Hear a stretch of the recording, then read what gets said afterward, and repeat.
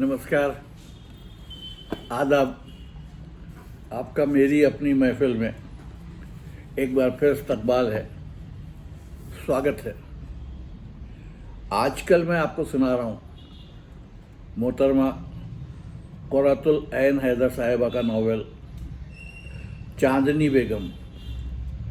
आज इसकी तीसरी किस्त, सुनिए, तीसरी किस्त। लेकिन लंबी ड्राइव पर जाते हुए पछताए नहीं। दौरान गुफ्तगू बेला की शराफत और खुददारी ने अजहद मुतासर किया। वो एक नहायत हिस्सास और मुसीबत ज़दा लड़की थी और सही मानों में आर्टिस्ट। और उसने जो कहानी अपनी और अपने लोगों की सुनाई, उससे समाजी तज्जियात के लिए एक और तनाजुर हासिल किया। वो तो दरअसल अब तक अवामी ज़िंदगी के बारे में कुछ जानते ही न थे। कोठी में पैदा हुए, मसूरी में पढ़े, पूरा आसाइश ज़िंदगी बसर कर रहे थे हमेशा से। उनको क्या मालूम था कि स्लम्स में लोग किस तरह रहते हैं। गलीज़ गलियों के अंदर, गांव के तारीक कच्चे मकानों में यकलख्त एहसास हुआ कि वो वाक़तन एक आराम चेयर लेफ्टिस्ट थे। अंदरूने शहर से निकलते हुए एक पुराना फाटक दिखाई पड़ा, नवाब हशमत जहाँ की हवेली। अम्मा और नानी को उन्होंने बिला कसूर रातों रात यहाँ से निकाल दिया था। बेला, हम उन सब की तरफ से माफ़ी चाहते हैं।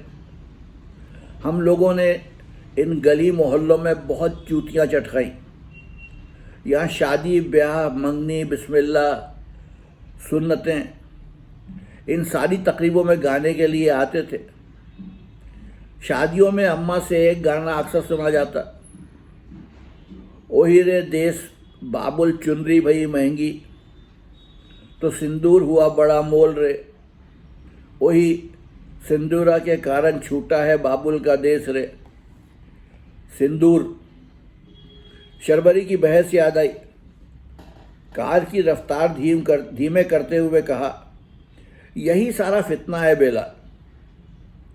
सिंदूर हुआ बड़ा मोल रे। इसकी इकोनॉमिक्स हमारे पैदावारी रिश्तों से जुड़ी है। अम्मा मुझे गोटे लचके वाला फ्रॉक पहना कर लाती। तकरीबों में पहनने के लिए मेरे पास वो एक ही फ्रॉक था। सर पर गोटे की टोपी उड़ा देती, आंखों में खूब सा काजल लगाती। हम लोग हमेशा दरवाजे के पास जूतियों के ढेर के नज़दीक बैठते थे। अम्मा मुझे गाने के लिए खड़ा कर देती। बीवियाँ कभी मुझे बड़े शौक से गवाती, कभी बुरी तरह झिड़कती। अरे चुप हो जानी, बात करने दे। और मैं पल भर सहम कर अम्मा की गोद में जा बैठती। हम नौकरों के साथ खाना खाते। अम्मा और नानी दुपट्टे में शीरमाल और कबाब बांधकर घर भी ले आती। अब्बा बाहर मर्दाने में नकलें करते, कभी जानवरों की बोलियां बोलते। अब्बा मेंढक वाली नकल खूब करते थे। परीज़ादा गुलाब ने कहा, नदी के उस पार एक मेंढक टर्रा रहा है। दूसरे किनारे पर दूसरा जवाब में कैसे टर्राता है, कभी आप भी सुनिएगा मेंढकों का सवाल जवाब। कार शहर से निकलकर जंगल के रास्ते पर आ गई। कंबर ने रफ्तार तेज की, हवा फर्राटे भरने लगी। उस रोज भी बड़ी तेज हवा चल रही थी। बेला ने कहना शुरू किया, हम लोग थर्ड क्लास के एक चौड़े से डब्बे में बैठे थे। उस ज़माने में थर्ड क्लास कंपार्टमेंट बहुत बड़े हुआ करते थे और मुसाफिर बहुत कम। हम चारों थे और एक दो मुसाफिर और। अब्बा हम लोगों को बम्बई लिए जा रहे थे। ट्रेन के दोनों तरफ बड़ी हरियाली थी। बरसात का मौसम था। मैं एक मुसाफिर से लेकर ताज़ा इंडियन लिसनर के वर्क पलट रही थी। उसके कवर पर एक राजस्थानी पेंटिंग थी, जन्माष्टमी के मुतालिक कि अंधेरे आसमान पर बिजली चमक रही है और एक औरत तेज़ बारिश और बिजली में फुहार से बचती भाग रही है। बिजली की तस्वीर बड़ी रियलिस्टिक थी। दूर समुंदर नजर आया, नमक की ढेरियाँ, हरे भरे टीले, नारियल के झुंड। अब्बा बोले, हम जन्नत की तरफ जा रहे हैं। बम्बई उरूसुल बलाद कहलाती है और ज़मीन की जन्नत है। मगरबी घाट के सरसब्ज़ सिलसिले पर बारिश का आबी गुबार तैरता जा रहा था। फिर खपरेल के 2 मंजिला मकान ज़ाहिर हुए और बागपन से ऊदी नीली 8 गज़ी साड़ियाँ पहने, जूड़ों में फूल सजाए, तस्वीरों जैसी घाटी औरतें। शेरवानी पहने एक लंबे बालों वाला दुबला पतला लड़का खुले दरवाजे में जा खड़ा हुआ। वो झांसी से सवार हुआ था, बहुत गरीब मालूम होता था। अम्मा ने नाश्तेदान निकालकर जब सीट पर अखबार बिछाए और अब्बा ने दस्तूर के मुताबिक उससे कहा, आइए खाना खाइए, तो वो चुपचाप आकर बैठ गया और हमारे कीमे पराठों में शरीक हुआ। शुक्रिया अदा करके फिर खिड़की में जा बैठा और शेर गुनगुनाने लगा। अब्बा ने पूछा, आपका इसमें शरीफ? बोला, हम बहार फूलपुरी हैं। इस अंदाज से गोया हम जिगर मुरादाबादी हैं। अब्बा ने पूछा, आप मौजा फूलपुर ज़िला इलाहाबाद से तशरीफ़ लाएं? कहने लगा, साहब आपने मुझे खाना खिलाया है, इसका ये मतलब नहीं कि ज़ाती सवालात का जवाब भी दूँ और रास्ते भर फ़िक्र सुखन के बजाय फजूल बकवास करता रहूं। अब वो दरवाजे में जाकर तरन्नुम से शेर पढ़ रहा था। हैंडल पर जोर डालकर बाहर को झूल जाता। अम्मा कहती, इलाही खैर। ए भैया, क्यों अपनी जान के पीछे पड़े हो? वो उसी तरह खड़ा सिगरेट फूंकता रहा। लोकल स्टेशन सर गुजरने लगे। शहर के नज़दीक एक कंपाउंड की दीवार पर चूने से उर्दू और अंग्रेज़ी में बड़ा बड़ा लिखा नज़र आया, भवनानी प्रोडक्शंस। अब्बा ने फ़ौरन टोपी सर पे रखी और बोले, मेरा दिल कहता है यहीं उतर जाओ। जब गाड़ी अगले स्टेशन पर रुकी, हम चारों अपनी गठरियाँ, पोटलियाँ, ट्रक संभाल कर प्लेटफॉर्म पर उतरे। ट्रेन चली और बाहर फूलपुरी बाल हवा में लहराते आगे निकल गए। मास्टर इमाम बख्श मोगरा की दिल की आवाज़ ने हमें बहुत कुएं झुकाए। मास्टर इमाम बख्श मोगरा के दिल की आवाज़ ने हमें बहुत कुएं झकाए। बम्बई रवाना होने से कबल हम लोग बहराइच दरगाह गए थे। वहीं पुराना रकली झील में नहाते एक खां साहब अब्बा को मिले। वो बम्बई में कांच की बंगलियाँ पवन पुल पर साजिंदे थे। वो बम्बई में कांच की बंगलियाँ पवन पुल पर साजिंदे थे, पता लिखवा दिया था। उनके यहाँ पहुँचे, फिर बहुत मारे फिरे। वो सहगल का आखिरी दौर था। अब्बा ने अब दिल की आवाज़ सुनकर स्ट्रीट सिंगर वाले सहगल की धज बनाई, हारमोनियम गले में डाला, अम्मा को कानन बाला जैसी बिजलियां पहनाई और किसी न किसी तरह एक स्टूडियो में घुस गए। दोनों को मुमताज़ अली और शहजादी टाइप नाच गाने का काम मिल गया। नागपाड़ा की एक जूनी पुरानी चाल में 10 रुपये महीने की खोली भाड़े पर ली। बेला अच्छी खासी उर्दू बोलते बोलते यकलख्त बम्बैया पर उतर आती थी। सरकार, मैं बतलाता हूँ। गुलाब पिछली सीट पर से आगे झुककर बोले। धीरे धीरे अम्मा को सहेली के रोल मिलने लगे। उस ज़माने में हुजूर इश्तिहारों में कास्ट की फहरिस्त हुआ करती थी। जिल्लू भाई, अमीना, खातून, चार्ली, गौरी, दीक्षित, इस तरह की फहरिस्तों में अम्मा और अब्बा दोनों के नाम आने लगे। हमारी ईद हो गई। चमेली देवी और मास्टर आईबी मोगरे वो जूट की दाढ़ी लगाए साधु या फकीर के भेष में एक बामौका गाना गाते स्क्रीन पर से गुजरते थे। गुलाब खूब हंसे। धूमी खां की धूम मच रही थी और झंडे खां ने झंडे गाड़ रखे थे। अब्बा को यकीन था कि वो भी बतौर उस्ताद मोगरे खां शोहरत हासिल करेंगे, मगर किस्मत के हेटे रहे। बहरहाल हुजूर अब अम्मा, भाई आप लोगों से इतनी बार कहा है कि हमें हुजूर सरकार ना कहिए। कंबर ने टोका और शहर वापस जाने के लिए उठे। अम्मा एक सी क्लास फिल्म में सेकंड हीरोइन बन गई। हम लोगों ने कोहली को नई हैसियत के मुताबिक सजाया। मैंने एक सिंगार मेज नुमा मुन्ना सा आईना दीवार से टांगा। कागजी फूल कांच के गुलदानों में रखे।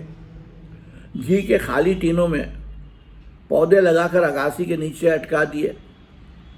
अब्बा एक सेकेंड हैंड मसहरी खरीद गए जिसके सिरहाने फूलदार टाइल लगे थे। अम्मा चूंकि अब बाकायदा गोया हीरोइन थी, वो मसहरी पर सोती। अब्बा नीचे फर्श पर, गुल्लू भाई पलंग के नीचे। मसहरी की छत पर मेरा बिस्तर बिछता। बम्बई में बड़े बड़े कुनबे और बहुत पैसे वाले भी इसी तरह सारी जिंदगियां गुजार देते हैं। चाल सिस्टम की अपनी कल्चर है। आप कभी किसी चाल में गए हैं? बेला ने पूछा। नहीं, कंबर ने जरा शर्मिंदगी से जवाब दिया। एक कोने में मोरी, दूसरे में स्टो, ऊपर रैक में बर्तन, रंगीन मछलियों का टैंक और शोकेस खोलियों में स्टेटस सिंबल है। दोनों चीज़ें हमारे यहाँ आ गई। अम्मा ने अपने चमकीले जूते और कपड़े शोकेस में रखे। अंदर बल्ब लगा दिया। अब लंबे लंबे फ्रॉक पहने खोजा और मेमन पड़ोसने दरवाजे में आकर खड़ी हो जाती और अम्मा बड़े फ़ख्र से उनको अपने पोशाकें दिखलाया करती। हमारा कुनबा सारी चाल में मकबूल था। जिंदगी बड़ी बाकायदगी से गुजर रही थी। सुबह सुबह मैं या अम्मा अगासी में स्टोर रखकर खाना तैयार करते। औंटी हुई चाय ग्लास में डालकर पीते।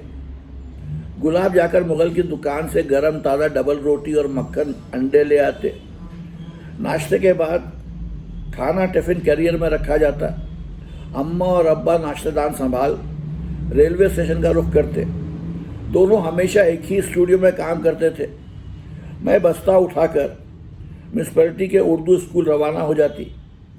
गुल्लू भाई आवारा गर्दी में लगे रहते। अब्बा ने समझा बुझाकर उन्हें स्टूडियो में लाइट बॉय लगवा दिया। वहाँ से ये कुछ गुजराती एक्टरों के साथ सूरत भाग गए। अम्मा अब मामूली पिक्चरों में भाभी और माँ बनने लगीं। फिर बहुत सख्त बीमार हुई। साल भर पड़ी रही। सारा अंदोख्ता उनके इलाज मुआलजे में लग गया।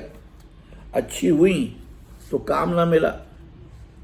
उसी स्टूडियो में बड़ के नीचे अंगेठियाँ रखकर कोरमा कबाब पराठे तैयार करने लगीं। अम्मा के हाथ का पका लजीज खाना हिट हो गया। गुल्लू सूरत से लौटे। मैं बाल्टी में पानी भरकर बर्तन धोती। गुल्लू भाई प्लेटें अंदर ले जाते। अब्बा खरीदारों से पैसे वसूल करते। कोरमे के जरिए बी क्लास पिक्चरों के हीरो प्रिंस गुलफाम तक रसाई हुई। उन्होंने पहली बार मुझे देखा तो रो पड़े। फिर थिएट्रिकल से आदमी थे। कंबर साहब, आपने उनकी फिल्में देखी हैं? नहीं भाई, वो ज़्यादातर कॉस्ट्यूम पिक्चर्स में आते थे। पुराने एक्टर थे। कानों में मोती पहनते, हल्का सा पाउडर लिपस्टिक भी लगाए रखते, भवें प्लग करते थे। बहुत ही भले आदमी थे। ठीक है, मगर तुम्हें देखकर वो रोए क्यों? पहले रोए फिर हंसे, हातिम ताई की तरह। कहने लगे उनकी लाडली बेटी बिल्कुल मेरी हमशक्ल थी जो मर गई। आज इतने बरसों बाद उन्हें वो नज़र आ गई। आज से तुम माँ बदौलत की बेटी हो, आज से तुम्हारा सारा खर्चा माँ बदौलत के ज़िम्मे। प्रिंस गुलफाम बादशाहों का रोल करते करते आदतन इसी तरह बोलते थे। अब्बा ने 10 बस्ता अर्ज़ की, जहाँ पना हमसे इंग्लिश मीडियम स्कूल में पढ़ाना चाहते हैं, इतना बूता नहीं। जोश से बोले, हम इसे पंचगनी में पढ़ाएंगे और नरगिस की तरह लॉन्च करेंगे। लेकिन प्रिंस गुलफाम स्टाइल की एक्टिंग का ज़माना ख़त्म हो चुका था। उनकी आखिरी पिक्चर फेल हो गई। मैं पंचगनी में सिर्फ 2 साल गुजार कर वापस आ गई कि खुद बेचारे गुलफाम को भी उसी बरगद तले आकर बैठना पड़ा जहां बेकार अदाकारों और एक्स्ट्रास का हुजूम काम करने के इंतज़ार में दिन भर मौजूद रहता था। गुलाब और बेला ने पिकनिक का सामान टोकरी में वापस रखा। उसी भीड़ में एक रोज़ बाहर फूलपुरी अब्बा को टकरा गए। उनका हाल अब भी पतला मालूम होता था, लेकिन ट्रेन में इस बुरी तरह डांट चुके थे, इसलिए अब्बा ने कोई ज़ाती सवाल न किया कि इतने बरस कहाँ रहे और क्या किया। गुल्लू भाई ने एक मर्तबा बतलाया था कि माहिम की झोपड़पट्टी में एक आंटी की भट्टी पर उन्होंने बहार साहब को देखा था, मगर वो बिल्कुल आउट थे और उन्हें पहचाने नहीं। कई नामवर शायर गुल्लू भाई ने बतलाया कि वहाँ आया करते थे। अब बहार साहब ने खुद ही फरमाया कि वो एक बड़े नगमा निगार के स्टाफ पर हैं और उसके नाम से गीत लिखते हैं। अच्छे पार्टनर मिल जाएं तो अपनी टीम बना लें। वो चंबेली के ढाबे पर अक्सर आने लगे। एक रोज़ बोले, हम फ़कत 10 रुपये जेब में डालकर घर से निकले थे और वो 10 रुपये हमने बम्बई में मुस्तकिल क़याम के अखराजात के लिए बचा रखे थे और बेहद भूख लग रही थी। तब आपने हमें पेट भर खाना ट्रेन में खिलाया था। उस एहसान का बदला हम इस तरह चुकाएंगे कि गुल अब्बास को लॉन्च करेंगे। जिसने उन्हें लॉन्च करने की स्कीम बनाई वो डूबा। मियाँ अपने काम से लगे रहो, हर महीने तनख्वाह मिल जाती है। अब्बा ने कहा। बोले, सुनिए तो सही, आजकल ज़माना कव्वाली का डिमांड ज़्यादा है। माफ़ कीजिएगा, सुनिए तो सही, आजकल जनाना कव्वाली का डिमांड ज़्यादा है, सप्लाई कम। हमने मुशायरा कव्वाली मार्केट को बहुत स्टडी किया है। आपको ये भी बतला सकते हैं कि किस शायर की स्टार वैल्यू इस वक्त क्या है, क्योंकि हिंदुस्तान में हमारी प्यारी चहेती मादरी ज़बान उर्दू एक एंटरटेनमेंट इंडस्ट्री में तब्दील हो चुकी है। चुनांचे अब हम गुल अब्बास का नाम शकीला बानो भोपाली के तोड़ पर बेला भावनगरी रखेंगे और एक कव्वालन पार्टी बनाएंगे। बहार साहब को बरजस्ता नाम तजवीज़ करने का अजीब व गरीब मलका हासिल है, कंबर ने इज़हार ख्याल किया। लिहाजा हमारी कव्वाल पार्टी बनी और शुरू में बहुत कामयाब रही। उस पार्टी में कॉमेडियन चिकोतरा गढ़वाली भी शामिल हो गए। ये नाम भी बहार साहब ने रखा था। हम लोगों ने दौरे भी किए और औरंगाबाद और कर्नाटक तक गए, मगर डिमांड के साथ साथ लेडी कव्वालों की सप्लाई बढ़ती गई। कंपटीशन तेज़ होता गया। बम्बई की खुशहाल कुरैशी अंसारी बिरादरी फ्री स्टाइल कुश्तियों और कव्वालियों की सरपरस्त है। कव्वाली उन लोगों में भी बेहद मकबूल हुई जिनकी मादरी ज़बान उर्दू नहीं थी, ख़ासकर गुजरातियों में। हमारे प्रोग्राम ज़्यादातर साबु सिद्दीक पॉलिटेक्निक के ओपन थिएटर में होते थे। कव्वाली किंग और कव्वाली क्वीन के खिताब दिए जाते। एक बाबा जी इन प्रोग्रामों में बहुत आता था। एडल जी, बोमन जी, पोचखाना वाला, कंबर ने बात काटी।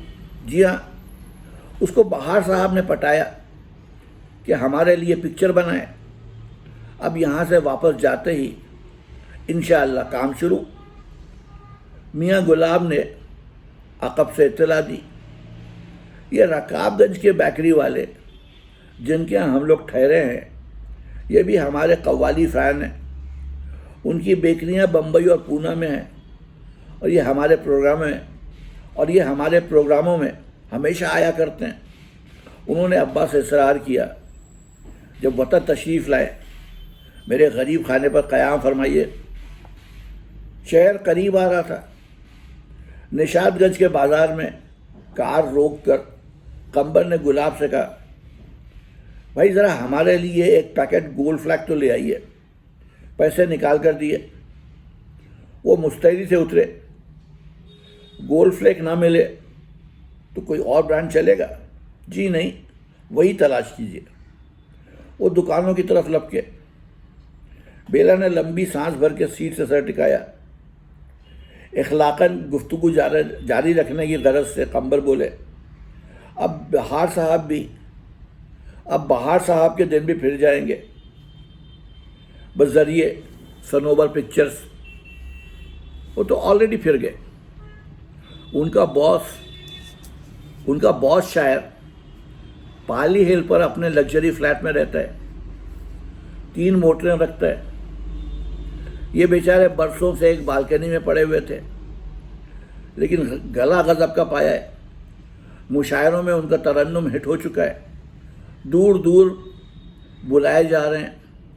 अब इन बेचारे ने हमारे हम लोगों से वफादारी की और वफादारी की ये शर्त रखी है कि वो उसी मुशायरे में शरीक होंगे जिसमें चंबेली बेगम नाज और बेला रानी शोक को भी मदऊ किया जाए।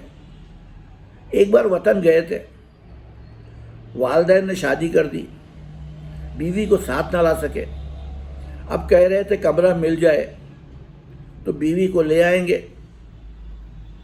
ये सब कंबर साहब गुड लक बैड लक की बात है। लक कोई चीज़ नहीं बेला, ये इस्तेलाह भी सरमायादारों की जालसाजी है। कंबर साहब, हमारे मोहल्ले में बहुत से यहूदी रहते थे, मराठी बोलने वाले, बनी इसराइल पढ़े लिखे थे, वकील और डॉक्टर। बगदादी यहूदी घर में अरबी बोलते थे, ज़्यादातर गरीब, पुराने कपड़ों की तिजारत करते थे। शाम पड़े वो नुक्कड़ पर मुग़ल के रेस्टोरेंट के सामने बेंच पर बैठ जाते। मोटा लद्दड़ सा ईरानी उनको चाय के गिलास भिजवाता रहता। वो तरबूज खाकर उसके छिलके कचरे के ढेर में फेंका करते।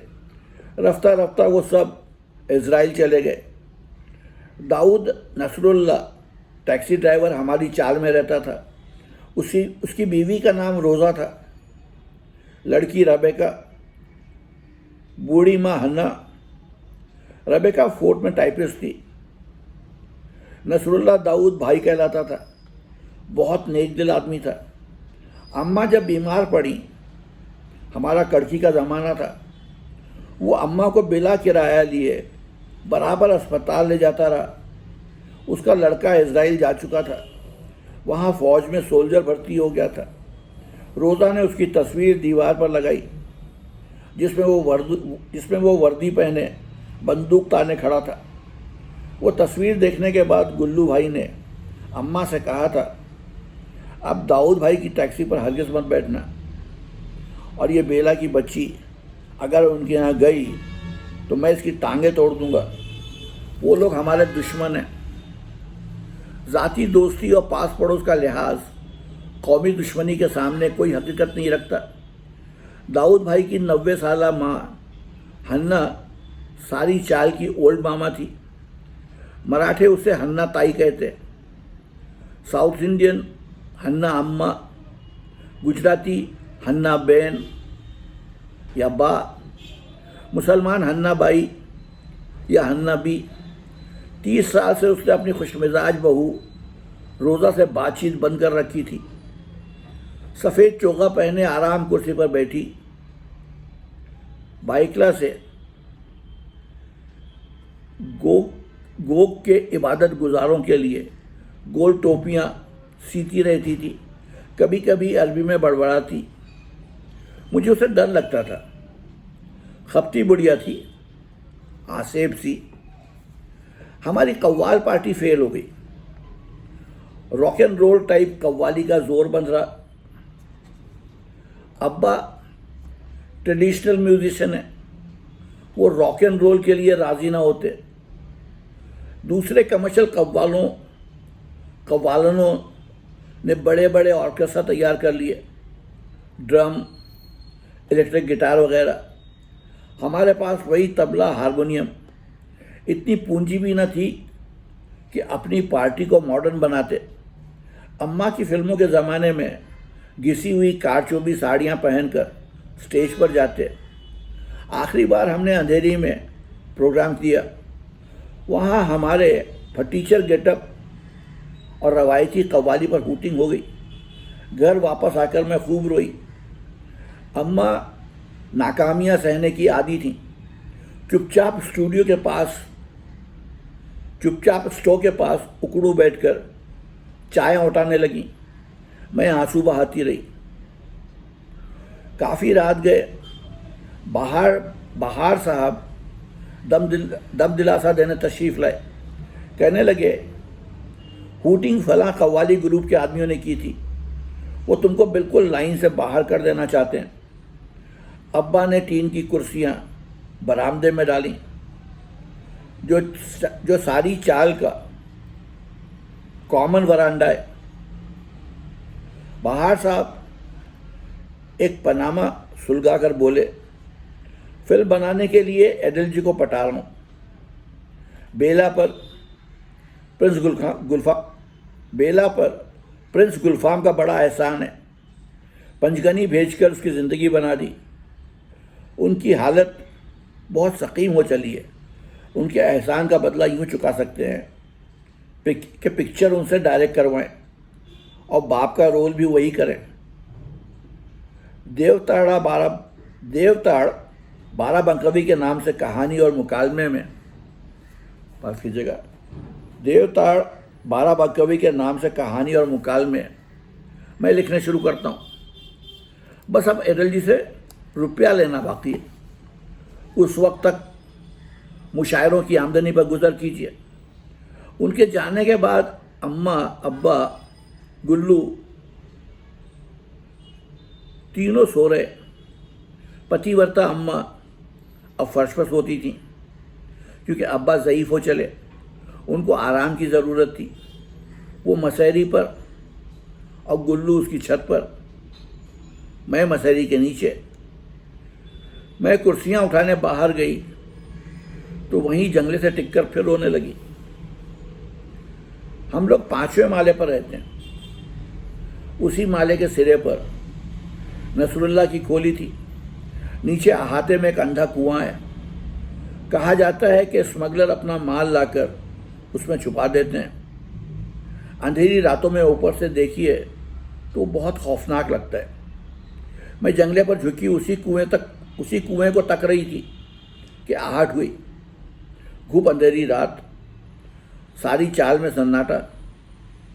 देखा तो आसेब की तरह सफ़ेद चोगा पहने बूढ़ी हन्ना सामने मौजूद।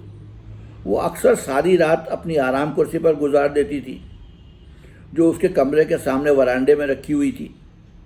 बोली, छोकरी रोता क्यों है? बावड़ी में कूदी मार। मैं सहम गई। वो कहती रही, बात सुनो, लाइफ में या बैड लक है या गुड लक, तीसरा कुछ नहीं।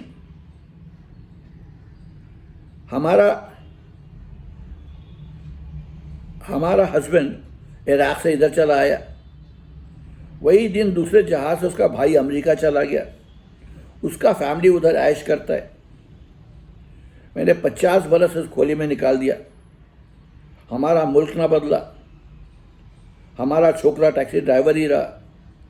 सर डेविड ससून के मवाफिक बॉम्बे का बड़ा सेठ ना बना। अब हमारा ग्रैंडसन इसराइल आर्मी में चला गया है। अगर उसका बैड लक है, मारा जाएगा। गुड लक है, जिंदा रहेगा, बुढ़ा होकर मरेगा। हम हमेशा अपना बाइकला का मस्जिद में जाकर दुआ मांगता कि अगले साल यरूशलेम। अब अगर हमारा गुड लक है अगले बरस हम यरूशलेम में बैठा होगा, वरना इधर ही मर जाएगा। यंग गर्ल को हंसना मांगता, तू हमेशा रोता है। अगर हंसने का कोई चांस नहीं तेरे को दिखता तो अभी इस बावड़ी में कूद ही मार। बैड लक है तो गिरते ही पट से मर जाएगी, गुड लक है तो गोल्ड बिस्किट पर हाथ पड़ेगा, निकाल कर ऊपर ले आना। उस दीवानी ज़ईफ़ा ने मेरे कंधे पर इस तरह हाथ रखा जैसे नीचे धक्का देने वाली हो। मैं घबराकर पीछे हटी। वो अरबी में बड़बड़ाती अपनी आराम कुर्सी की तरफ चली गई। चंद रोज बाद वो मर गई। उसकी बहू रोज़ा ने मुस्कुराकर बताया, मामा पूरे 100 साल की थी, मगर उम्र छुपाकर 90 साल बताती थी। 5 महीने बाद दाऊद भाई, रोज़ा और रेबेका इस्राइल हिजरत कर गए। गुल्लू वापस आए।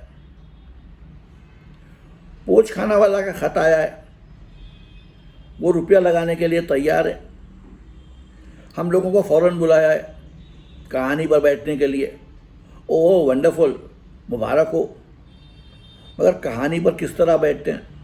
नेवर माइंड, बात सुनिए। मैं एक दुकान से फ़ोन कर रही हूँ।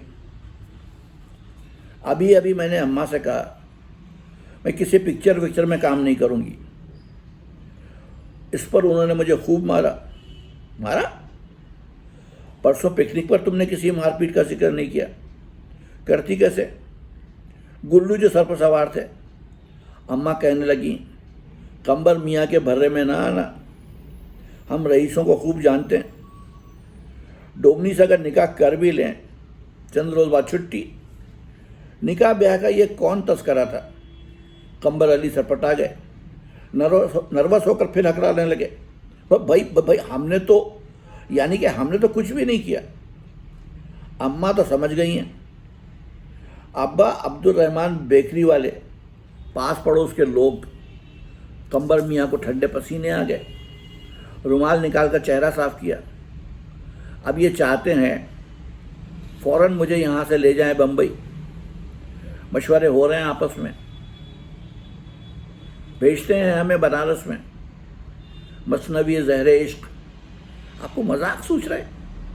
भाई तुम बिलज़रूर वापस जाओ, स्टार बनने का सुनहरा मौका है। आप कैसे प्रोग्रेसिव आदमी हैं? मेरा पूरा किस्सा सुनने के बाद भी ये कह रहे हैं। आप जानते हैं पोचखाना वाला सरमायादारों का सरमायादार है, वो खौफनाक बूढ़ा।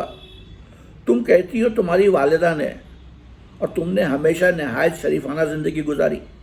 बेशक, मगर अब हालात मुख्तलिफ हैं। अरे आप कितने बुज़दिल निकले। आपका इनकलाब वगैरह सब खोखले नारे हैं। मैंने तो आपको सच्चा खरा इनकलाबी समझा था। तब्बर अली 1 मिनट तक सोचा किए। वो हलो हलो करती रही, फिर बोली, बांद्रा के रास्ते की झोपड़पट्टी में एक जगह बेहद गरीब तवाइफें रहती हैं। वो रात को जब लोकल ट्रेन गुजरती है, अपने दरवाज़ों पर लालटेन लेकर खड़ी हो जाती हैं। आंध्रा में या कहीं और कहत पड़ता है और इनकी तादाद बढ़ जाती है। एक जगह पर इनका नीलाम होता है। मीडियम लोग बोली बोलकर इनको खरीदती हैं, मैडम लोग इनको बोली बोलकर खरीदती हैं। सरमायादारी का वो सबसे भयंकर रूप है, मगर उसके सुहाने रूप भी अंदर से उतने ही हौलनाक। अचानक कंबर अली ने मजबूती से कहा, अच्छा तुम शनिचर की शाम 7 बजे डालीगंज वाली सड़क पर, जहाँ बरगद के नीचे चिड़ी मार पिंजर से लेकर बैठते हैं, वहाँ आ जाओ।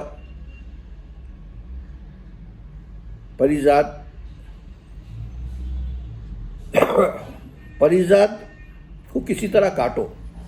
आजकल अब्बा और गुल्लू मगरिब में पढ़ने मस्जिद जाते हैं और ईशा पढ़कर लौटते हैं। वही बेहतरीन वक्त है। मगर आप वहाँ आ जाइएगा ज़रूर। ये मेरी ज़िंदगी और मौत का सवाल है। बेला डायलॉग मत बोलो प्लीज़। कंबर अली ने झुंझला कर रिसीवर रखा, हाथों में सर थाम कर बैठे रहे। डबल बैरल नाम वाले राजा रघुवीर प्रसाद का मसूरी में स्कूल मुख्तलिफ था, मगर स्काउटिंग में कंबर अली के साथी रह चुके थे। यार बाश इंसान थे और हालांकि सियासत से उनको कतई दिलचस्पी नहीं थी, वो कंबर अली बुनियादी तौर पर सियासी आदमी थे। राजा रघुवीर प्रसाद सिंह ही कंबर अली के इंतहाई वफादार दोस्त थे। ये वफादारी उनकी फ्यूडल सृष्ट में दाखिल थी। बॉय स्काउट रह चुके थे और ओल्ड स्कूल राजपूत और शिकारी थे। किसी पुरखतर मुहिम का जिक्र सुनकर उनकी आंखें चमक उठती थीं। कंबर अली का फ़ोन आया। यार, एक समाज की सताई अबला को बचाना है, तुम इस मुहिम में हमारा साथ दोगे? गले गले पानी जवाब मिला। शाम को रेड रोज आ जाओ। पहले ये बताओ, तुमको लड़की पसंद है? नौजवान ठाकुर ने सोफे पर बैठते हुए दरियाफ्त किया। ईदू मैनोशी के लवाजमात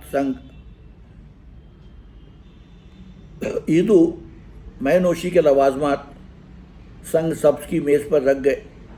है तो उसके माँ बाप खुश ना होंगे कि उनकी बेटी ऊंचे घराने की बहू बन जाएगी और इतने बेवकूफ़ आदमी की बीवी।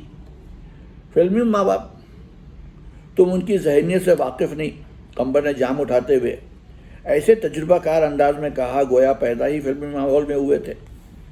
उस वक्त उनको अपनी आज़ादी के एहसास ने बहुत मसरूर किया। वालिदैन की ज़िंदगी में मजाल थी जो इस धड़ल्ले से घर पर बैठकर शराब पीते और एक नौटंकी वाली को अगवा करके उसे ब्याह लाने का प्लान बनाते। दूसरे लम्हे मियाँ जान और अम्मी की वफ़ात पर इस तरह खुशी मनाने के कमीनेपन पर नादिम होते। रघुवीर सिंह ने मूँछों पर हाथ फेर के जाम उठाया। कामयाबी के नाम दोनों ने नारा लगाया। अच्छा, अब तरकीब नंबर 1। कुछ देर बाद कंबर फिर गोया हुए। डॉक्टर जानकी नंदन को जानते हो?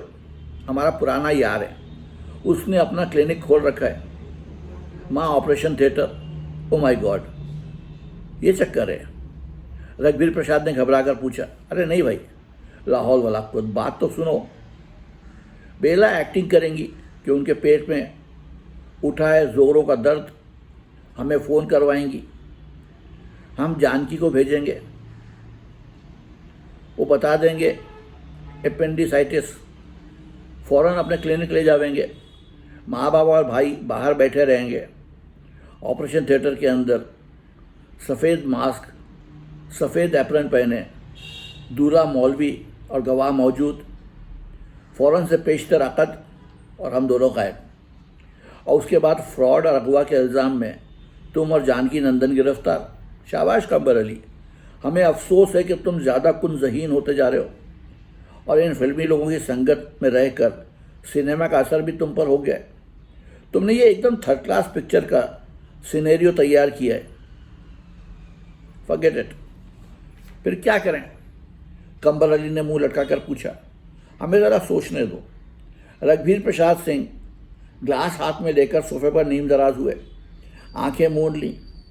15 मिनट बाद उठे और पूछा, बेला बालिग हैं? बालिग से बहुत ज़्यादा, 25-26 साल की तो होंगी।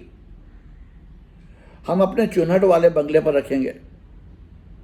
एक अदद इंद्र सभा। वाह, जोगन आती है परी बन के परिस्तान के बीच। दूसरी मंजिल पर मौलवी गवाह मौजूद, खुफिया। लेकिन उस क्लोक एंड डेगर बिजनेस से कबल तुम एक बार मास्टर जी से बात कर लो। अगर वो मना करें तब। मास्टर जी फिल्मी बाप हैं, लालची और खुदगर्ज, पोच खाना वाले के रुपए पर ऐश करना चाहते हैं। तुम कहते हो वो पेशावर दलाल नहीं है, शरीफ आदमी है। बेशक, लेकिन यार ये पोच खाना वाला अजीब व गरीब नाम है। जैसे हमारे यहाँ के वो शीरी कासल वाले मिस्टर आदि दादा भुए ढूंढी और उनके दामाद कैप्टन, भांजे डॉक्टर रूसी इंजीनियर और फरहाद इंजीनियर। मिसेस मानिक बाई ढोंडी के भाई का इसमें शरीफ है मिस्टर केकी लाल काका। हा हा हा, हो केकी लाल काका, हो। रघुवीर प्रसाद खुफिया स्कीम पर गौर करो। वो फिर संभल कर बैठ गए। अच्छा, तो बेला एंड पार्टी शहर से आनकर नीचे हॉल में बैठेगी। इंद्र सभा के लिए हम 2-3 पात्रें भी बुलवा लेंगे। ठीक 7 बजे हमारी रूपा मेहरी जीने पर से बेला को सिग्नल देगी। बेला अपनी माँ से कहेंगी। रघुवीर प्रसाद ने बारीक आवाज़ में नकल की, मम्मी मैं मेकअप ठीक कराऊं? फ़ौरन ख्याल आया, अगर ये लड़की उनके अजीज़ दोस्त की लायक एहतराम बेगम बनने वाली है, उसके लिए इस किस्म का रवैया मुनासिब नहीं। कंबर प्लान सुनने के लिए हमातन गोश थे। इस बारीकी पर उनका ध्यान नहीं गया। देखो, बंगले में एक बाथरूम ग्राउंड फ्लोर पर है, एक ऊपर। राजा साहब ने माचिस की डिबिया तिपाही पर रखकर तीलियों के जरिए नक्शा समझाया। नीचे वाले के फर्श पर पानी भरा होगा। रूपा बेला से कहेगी, ऊपर चलिए। आहट हुई। ईदो भुने तीतर और कबाब मेज़ पर रख गए। कंबर ने उठकर दरवाज़ा बंद किया। मगर यार, स्कीम में भी खांचा पड़ रहा है। रघुवीर प्रसाद ने सोचकर कहा, परफेक्ट है यार, तुमने तो गले गले पानी का वचन दिया है। कैसे बोगस राजपूत हो। ठाकुर को जोश आ गया, कड़क कर बोले, डन। एक कबाब उठाया, अचानक चिल्लाए, ओह मुंशी भवानी शंकर से सोख्ता जो उड़ती चिड़िया के पर गिनते हैं। फिर इलाहाबाद। दोनों ने दोबारा ग्लास भरे और मज़ीद सोच विचार में डूब गए। तीसरे रोज़ Meraj Ahmed chief reporter photo feature की तस्वीर लेकर बेला के जाए मकाम पर पहुँचे। कंबर ने एक तस्वीर की पुष्ट पर मुखफ़िफ पैगाम तहरीर कर दिया था। वक्त मुकर्ररा पर बेला डॉलीगंज में तयशुदा मकाम पर नजर आई। वो एक बूढ़े चिड़ी मार की बहनगी के नज़दीक उकड़ू बैठी थी। परिंद फरोश ने खाकी रंग का शिकस्ता कोट पहन रखा था। नीचे को झुकी सफ़ेद मूछें और लंबी छितरी सफ़ेद दाढ़ी वाले उस पीर मर्द ने 2 लाल पिंजरे से निकालकर हस्बे दस्तूर खरीदार के सर पर से तसद्दुक किए और बेला ने उनको अपने हाथ में लेकर उड़ा दिया। इस कर्बनाक और पुरतासीर मंजर से कंबर अली बहुत मुस्तरिब हुए। वो कुछ फासले पर अपनी कार में मुंतज़िर थे। चंद मिनट बाद बेला दौड़ती हुई आनकर अगली सीट पर टिक गई। रास्ता सुनसान पड़ा था। कभी कोई ठेले वाला तरकारी बेचता गुजर जाता। चंद कुम्हार ने चादर पर मूर्तियाँ और नकली फल सजाए चुपचाप बैठी थी। दूर हनुमान जी के मंदिर में घंटियाँ बज रही थीं। कंबर ने प्लान की तफसीलात जहन नशीन कराई। वो कार से उतरी। शेख साहब जन से तारीकी में गायब हो गए। दूसरे दिन ठाकुर रघुवीर प्रसाद के मुशीर खास काले खां अब्दुलरहमान बेकरी वाले के यहाँ पहुँचे। मालूम हुआ आप लोग बम्बई वापस जा रहे हैं। राजा साहब तो बंगले पर आपकी इंद्र सभा रखना चाहते हैं। पहले ज़माने में बहेलियों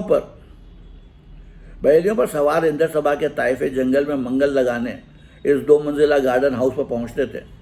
राजा साहब की मोटर कार बम्बई के आर्टिस्टों को शहर से ले आई। हॉल में जब सब नक्शा फिट था, महरे और महरियाँ मुस्तैद, फाटक पर लटबंद चौकीदार, 3 कटोरी हाउस की तरह यहाँ भी चमेली बेगम ने मुलायजा किया कि पुराना रईसाना माहौल हनूज बहुत हद तक बरकरार था।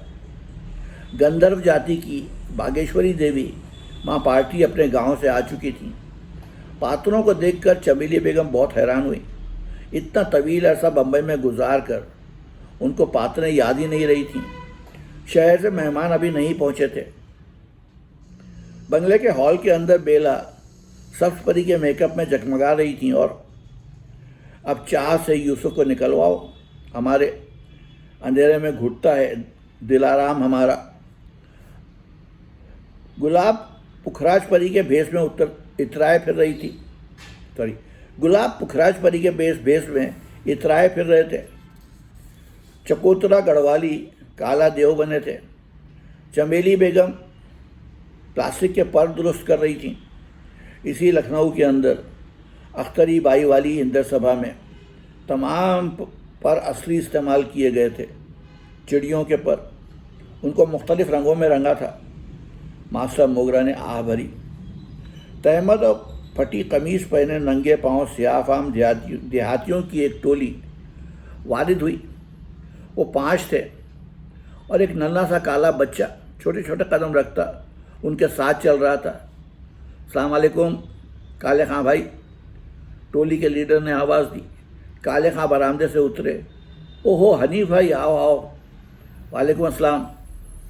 हमका मालूम पड़ा राजा साहब के यहाँ आज इंदिर सभा है, हमू चले आए। वो 5 बरसाती के फर्श पर बैठ गए। मोटरसाइकिल पर सवार Meraj Ahmed chief reporter Risala Red Rose भी यहाँ पहुँचे। कंबर मियाँ तशरीफ़ नहीं लाए। चमेली बेगम ने अंदर से झांक कर पूछा। अब प्रेस कॉन्फ्रेंस के लिए दिल्ली तशरीफ़ ले गए, इतवार पीर तक लौटेंगे। तुम लोग ठाकुर साहब का इंतज़ार न करो, वो ज़रा देर में पहुँचेंगे। मेहमानों को सुनाओ। काले खां ने भाटों से फरमाइश की। उन्होंने अपनी बेड़ियाँ बुझाकर कानों के पीछे रख लीं। लड़का बंदर के बच्चे की तरह उनके हल्के में चुप बैठा रहा। वो 5 उसके बाप, चचा और मामू थे।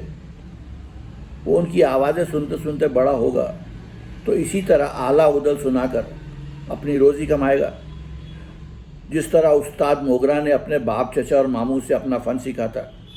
उनके कायद हनीफ ने एक सांस में रवानी से शुरू किया। उत्तर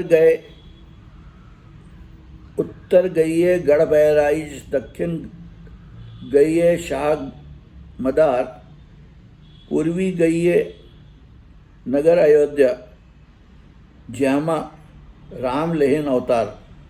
मेराज अहमद ने बहार फूलपुरी से कहा, अच्छा हुआ हम आ गए। हम फोक आर्टिस्टों पर फीचर छाप रहे हैं। आला बैठे हैं जमुना पर, सवर से बात भैया हमरी बात। आला बैठे हैं जमुना पर, सुनो रे भैया हमरी बात। अली अली करके सैयद दौड़े, ले अली मुर्तज़ा का नाम। तेगा मारो पहन छतरी पर, मूड़ गिरे खेतन में जाए। सैयद हुक्म लगाइन आला पर, सुनो रे बिटिया हमरी बात। संकट काटे मलहना के आए, नगर महबूबे के मैदान। आवाज़ हॉल में पहुंची। चमेली बेगम, माँ बेला फिर दरवाजे में आ गईं।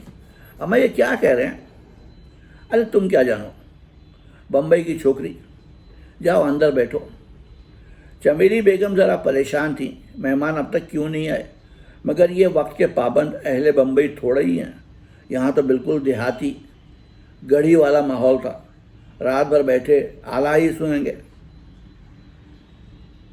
मेराज मियाँ ने झुककर बहार साहब से कहा, भाई बहार साहब, आप तो बहुत पढ़े लिखे आदमी हैं। ये सैयद साहब कौन थे जो आला उदल के मुंह बोले चचा बने थे और उनकी हिमायत में पृथ्वीराज से लड़े? अरे साहब, सारी इल्मियत तो फिल्मी गीत लिखते लिखते गद बरबूद हुई। सुनते हैं बनारस के कोई तालार सैयद थे। बहार साहब, इस वक्त 12वीं सदी में सादात बनारस कहाँ जा पहुँचे? शायद कन्नौज के सैयद रहे हों। सालार मसूद गजनबी के साथ वहाँ आन बसे थे, वही बनारस में भी आबाद हुए। बहार साहब, भाई आला सुनने दीजिए। फूलपुर से आने के बाद आज कान में पड़ी, हम होम सिक हो रहे हैं। जी हाँ, मगर एक बात बतलाइए, इन भाटों ने सदियों से आपकी फोकलोर और वीर गाथा का मुहाफिज मुकर्रर कर रखा है और ये भूखे रहते हैं, ये भी नहीं जानते कि अहम फरीज़ा अंजाम दे रहे हैं। बरसाती के बाहर सारस पेड़ों के झुंड पर उतर रहे थे। हनीफ खां की ज़बान से अल्फाज न्यागरा आबशार की तरह गिरते रहे। बहार साहब सिगरेट कश लगाया किए, फिर कहा, अपने सरपरस्त ज़मींदारों के जवाल के बाद ये भूखे नहीं रहेंगे। बहार साहब, इस मुल्क का वाहिद और हमागीर इलाज सिर्फ एक है, कम्युनिज़म। बेला बरामदे में निकल आई थी और दिलचस्पी से गुफ्तगू सुन रही थी। आइए आइए। काले खां कुर्सी से फ़ौरन उठे। मेराज साहब, आप भी कम्युनिस्ट हैं? और कंबर साहब भी। सब परी कम्युनिज़म पर सवाल करती अजीब लगी। कार्ड होल्डर तो हम लोग बिल्कुल नहीं हैं, अलबत्ता कम्युनिज्म में यकीन तो रखते हैं बिल्कुल। कंबर मियाँ ने तो ये भी फैसला कर लिया है कि कोठी माँ बाग पार्टी को दे दी जाए, आज ही कल में उसके कागजात तैयार हो जाएंगे। बेला चौंक पड़ी। पार्टी को? जी हाँ, कंबर साहब और हम लोग मिलकर एक नई पार्टी बना चुके हैं, रेड रोज़ पार्टी। उसके टिकट पर कंबर साहब इलेक्शन भी लड़ेंगे। इंदर बागेश्वरी देवी ने आलापना शुरू किया। अब रात आई सैयां बहना डोलन की, पंखा चलने का मौसम आया। बेला ने घबरा कर घड़ी देखी 7:15। हॉल में वापस गई। रूपा मैरी अंदर आई, उससे कहा बाथरूम चलिए अम्मा, हम अभी आते हैं, ज़रा मेकअप भी ठीक कर लें। अपना बैग उठाकर मैरी के साथ हॉल के बाहर गई। चंद मिनट बाद नाक भौं चढ़ाते लहंगा टखनों से ज़रा ऊंचा किए उल्टे पांव लौटी। तौबा अम्मा, गुसल खाने में पानी ही पानी, पात्रों के बच्चे वहाँ छप्पक छप्पक खेल रहे हैं। रूपा मैरी ने कहा ऊपर चलिए। दूसरी मंजिल पर पहुँचते ही प्लास्टिक के पर उतारे मैरी एक बंद कमरे में ले गई, जहाँ कंबर अली, एक मौलवी साहब और 2 गवाह काले खां मौजूद थे। ठाकुर रघुवीर प्रसाद सिंह बाकायदा पिस्तौल लिए दरवाजे में डटे खड़े थे। कमरे में बड़ी गंभीर खामोशी तारी थी। कंबर ने मुखातिब किया, भाई ये काले खां तुम्हारी तरफ से वकील हैं। चुप रहें।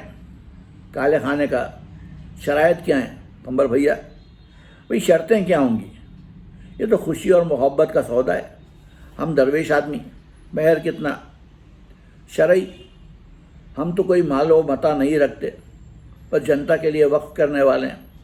कंबर साहब, मैं आपसे कुछ बात करना चाहती हूँ, उस कमरे में चलिए। कुर्सी से उठी। काले खां भी खड़े हो गए। उन्हें खान साहब आप नहीं, आइए कंबर जी।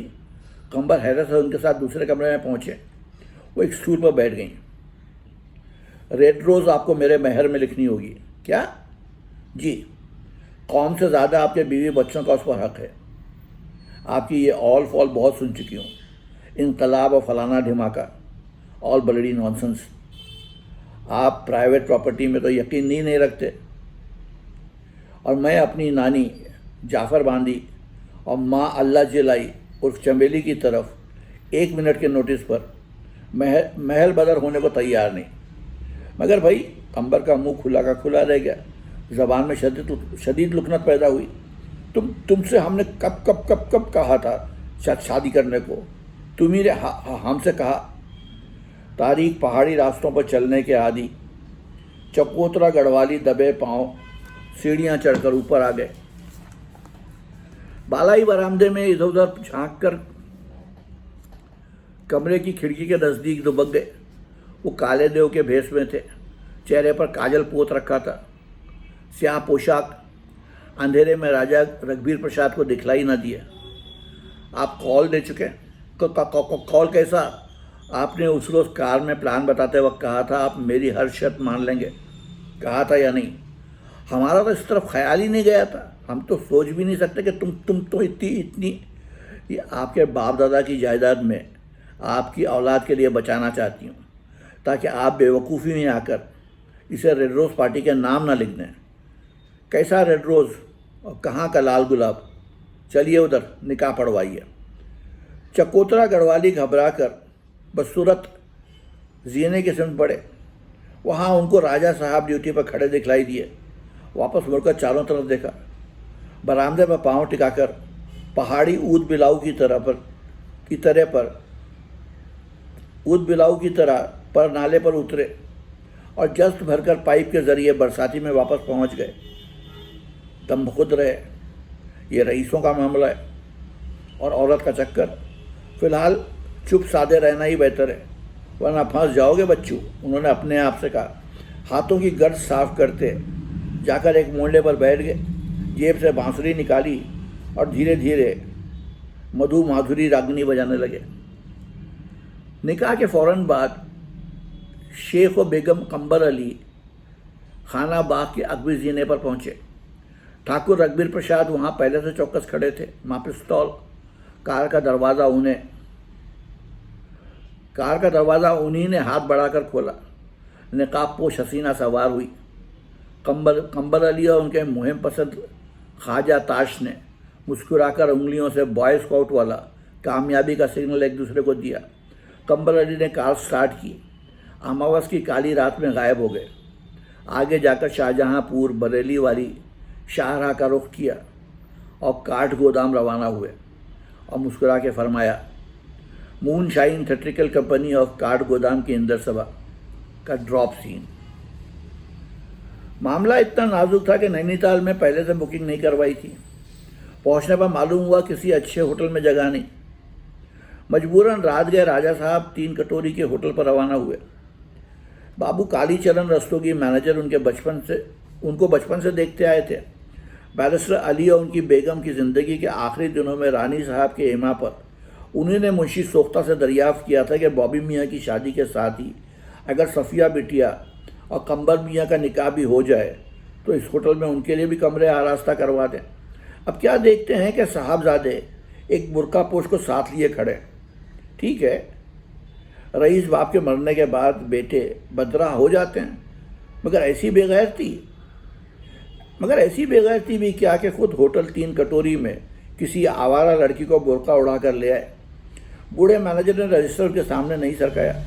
उन्होंने ज़रा कांपते हाथों से खुद ही मिस्टर एंड मिसेस उस पर लिखा। बड़े मियाँ को और ज़्यादा गुस्सा और शर्म आई। शुरफा की इस बुलंद पाया मेहमान सराय में ऐसा लफंगापन आज तक नहीं हुआ था। मियाँ साहबजादे, आपसे ये उम्मीद न थी, उन्होंने भिन्ना कर कहा। कंबर का रंग फख्र। उस वक्त तीनों साहबजादियाँ भी यहाँ मौजूद हैं। जैनी, पैनी, फैनी, माफ़ कीजिएगा, इस वक्त तीनों साहबजादियाँ भी यहाँ मौजूद हैं। जैनी, पैनी, फैनी बिटिया, तीनों मंजली बिटिया के मियाँ पाकिस्तान से तशरीफ़ लाए हैं। सुबह को रानी साहब और सरकार आने वाले हैं। मूसलाधार बारिश शुरू हो गई। इस तरफ हमारे सिटिंग रूम में बैठ जाइए। उजाला होते ही रानी खेत निकल जाइएगा। हम रोमनाफ होटल फ़ोन किए देते हैं। अरे इनको नहीं, कंबर मियाँ ने और ज़्यादा घबरा कर कहा। हाजी रहीमुद्दीन वाले लाला से ज़्यादा खर दिमाग थे और मियाँ जान के पुराने दोस्त। मियाँ जान मरहूम उनके लिए मुकदमे लड़ा करते थे। शहर लखनऊ में अंग्रेज़ी होटलों की चेन के मालिक थे। उनके परदादा हाजी रहीमुद्दीन बुखारा से आए थे, लिहाजा उन्होंने अंग्रेज़ों के ज़माने में अपने रानी खेत के होटल का रूसी नाम रख लिया था, जो बहुत रोमांटिक लगता था। और आज़ादी से कबल अंग्रेज़ों में ये होटल बहुत मकबूल था। रोमनॉफ नहीं, हम लोग कहीं और ठहर जाएंगे। आप इनको बतला क्यों नहीं देते? बेला ने निकाब के अंदर से सरगोशी की ताकि खबर फैल जाए और गुलाब आकर हमें चाकू भोंक दे। अरे आप तो बहुत ही डरपोक है। अच्छा भाई लिल्ला, खामोश रहो। तीनों कटोरियाँ भी यहाँ मौजूद हैं। या अल्लाह, हम कितनी बड़ी मुसीबत में फंस गए। इतनी बारिश, अंधेरी रात और ये ख़तरनाक पहाड़ी रास्ते, हर तरफ फिसलन ही फिसलन। क्या पता रास्ते ही में ही कार लुढ़क कर खड्ड में चली जाए। रानी खेत से पहले ही बेला रानी खेत रहें। खुदा ना करे ठहर जाइए सुबह तक। जी हाँ, और सुबह सुबह नीचे आ जाएं। मोहतरमा सफ़िया सुल्तान बहुत बुरे फंसे। रानी खेत पहुंचकर एक कॉटेज किराए पर लिया। नौकर का बंदोबस्त करने निकले। बेला ने चूल्हा हंडिया संभाली, फिर झड़ी लग गई। दिन भर घर में मुक़य्यद रहे बेला से गाने सुनते सुनते उगता चले। अपना पसंदीदा उम्दे दल बादल शाम घटा भी बोर करने लगा। बाहर से सहाफ़ी थे। पहाड़ पर बैठे बैठे ऐसा इंतज़ाम किया कि उस सनसनीखेज़ संजोग की खबर प्रेस में न आई। बारिश थमती तो बेला ख़रीदारी करने निकलती। कीमती कपड़ों के ढेर लगा दिए, क्योंकि जिस वक्त माँ के साथ राजा के बंगले पर पहुँची हैं सिर्फ मेकअप किट साथ था। पहाड़ पर घटाओं ने तंबू तान रखे थे। एक दोपहर कॉटेज की लाउंज में चाय पीते पीते दफतन कंबर मियाँ ने दरियाफ्त किया, तुम्हारे गुलजार मोहब्बत की पूरी कास्ट से तो हम मिल लिए, सिवाय राबेल कुमार के। उनका इसमें ग्रामी भी सनोवर फिल्म कंपनी के इश्तिहार में दर्ज था। ये कोई हीरो हैं। बहार साहब ने पहले से नाम सोच लिया था। हीरो के लिए तलाश जारी थी। बेला ने शोखे से जवाब दिया, तो मिल गया। अच्छा, वो कौन है? ये क्या, मेरे सामने बैठे हैं? शेख कंबर अली, एडिटर रेड रोज़ इखलाकन हंसने लगे। तो ये थी इस नावल की तीसरी किस्त। कल फिर आऊँगा और इसकी अगली किस्त आपको सुनाऊँगा। तब तक के लिए इजाज़त दीजिए। आदाब।